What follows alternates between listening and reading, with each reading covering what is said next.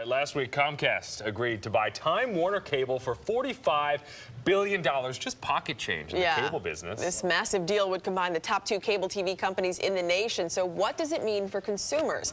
Tech expert Shelly Palmer is here to talk about just that. Good morning to you, Shelly. Good morning. How are you? So what does this mean for consumers? Because we're hearing so much about it, but really, what does it boil down to? Well, there are a couple things. As a consumer, you can't be happy about this no matter how anyone spins it. This is not going to be good for you.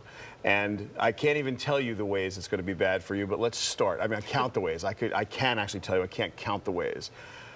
You know, your cable bill only goes in one direction. You know what direction that is? Yes. Yeah, it only goes up. Well, when there's less people that provide services like cable and there's less competition, there's less restraint on how quickly that can happen. Comcast is going to have buying power that no cable company has ever had. They're also going to be the de facto first national cable company. They'll have a huge presence in the 2 largest markets, New York and LA. This is going to be awesome for them and less awesome for us. But here's the part that I find fascinating. What's fascinating is that about 5 years ago, the FCC came out and said, do we want to be the best broadcast country in the world or the best broadband country in the world? And everybody, of course, says, well, we have broadband. We want to be the best internet company in the world, country in the world.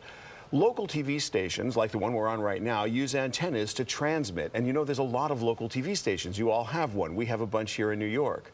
The biggest victim of the Comcast Time Warner deal is the way the FCC is aiming at local TV and changing the landscape of the business. And so, to me, this thing has so many layers of weird, I'm not sure just how this is all going to play out. For consumers, you could have a complete shift in the way TV is presented to you, how much it costs, where you get your internet from, what the spectrum you use in wireless and where that comes from. The ramifications of this deal just have repercussions and repercussions and repercussions. It is really one of the most interesting, intricate, complicated, and by the way, for consumers, unfortunate deals I've heard of in a long time. It also, we won't get into this, but has a lot of ramifications perhaps inside the television industry. Huge. For station groups like Fox, like NBC, CBS. Well, NBC is owned by Comcast, CBS and ABC Disney. But let me say this, I have actually been a customer of both. I've been a customer of Time Warner, obviously, here in New York, and a customer of Comcast in Philadelphia. Comcast was more expensive, no doubt about that. I have to say, though, I thought the product was better. The internet seemed faster, and the cable user interface seemed a lot easier to navigate. I will say that seemed easier. Let's be as polite as we can be.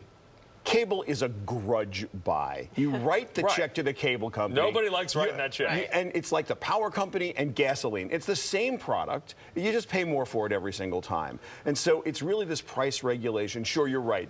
Time Warner Cable does have a suboptimal product at Comcast in certain markets, and in others they don't. Comcast grew by acquisition, and every time they bought a cable company, it was either, you know, had a nice plant infrastructure or not as nice plant infrastructure. And so Comcast is sort of cobbled together. And this will be another one of those just Lego pieces. They make a bigger Comcast, and so you're going to still have your Time Warner equipment. They're not going to immediately go, boom, you're a Comcast customer. Look at all this brand new, awesome Comcast equipment.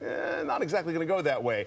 That's not the bad part. The bad part is that this is a juggernaut. We're talking about making less competition at every level of the TV business, and whenever there's less competition in the United States, in fact, whenever there's less competition anywhere, it's worse for consumers. We'll see what happens.